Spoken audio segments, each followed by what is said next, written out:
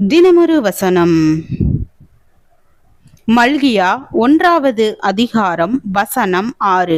குமாரன் தன் பிதாவையும் ஊழியக்காரன் தன் எஜமானையும் கனம் பண்ணுகிறார்களே. நான் பிதாவானால் என் கனம் எங்கே? நான் எஜமானானால் எனக்கு பயப்படும் பயம் எங்கே என்று சேனைகளின் கர்த்தர் தமது நாமத்தை அசட்டை பண்ணுகிற ஆசாரியர்களாகிய உங்களை கேட்கிறார். அதற்கு நீங்கள் உமது நாமத்தை எதினாலே அசட்டை பண்ணினோம் என்கிறீர்கள்?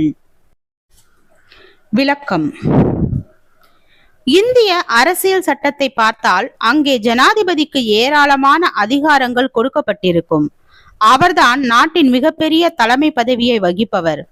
ஆனால் அரசியல் சட்டத்தின் நிஜமான செயல்பாடுகளை கவனிக்கும் போது ஜனாதிபதி பதவி ஒரு அலங்கார பதவியே அன்றி அதிகார மிகுந்த பதவி அல்ல என்பது விளங்கும். ஆனால் பிரதம மந்திரி பதவிக்குத்தான் உண்மையான நிலையில் மிக உயர்வான அதிகாரங்கள் இருக்கும். நாட்டை இயக்குகின்ற சக்தியே பிரதமர் தான்.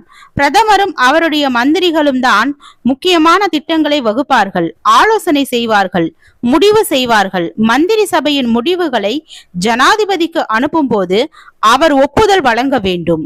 இது ஒரு சம்பிரதாயத்திற்காகவே கடைபிடிக்கப்படுகின்றது. பலவேளையும் நம்முடைய ஆவிக்குரிய வாழ்க்கையில் இயேசு கிறிஸ்துவும் இந்த நிலையிலேயே வைக்கப்படுகிறார்.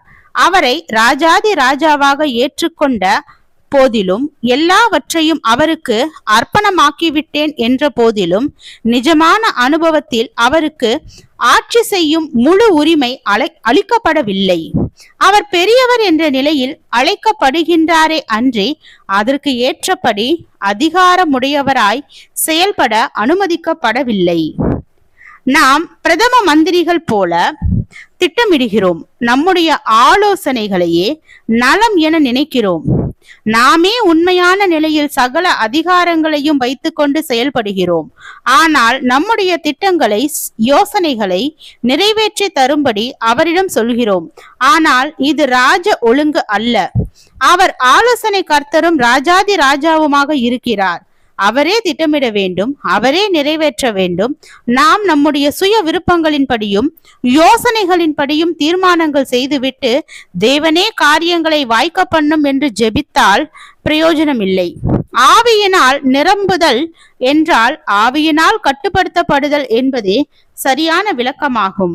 நம்முடைய வாழ்க்கையின் ஒவ்வொரு பகுதிகளும் எந்த அளவிற்கு ஆவியானவரின் முழுமையான கட்டுப்பாட்டிற்குள் அல்லது ஆளுகைக்குள் வந்திருக்கின்றது என்பதை நேர்மையாக கவனிக்கும் போது நாம் எந்த அளவிற்கு ஆவியில் நிரம்பி இருக்கிறோம் என்பது தெரியும்.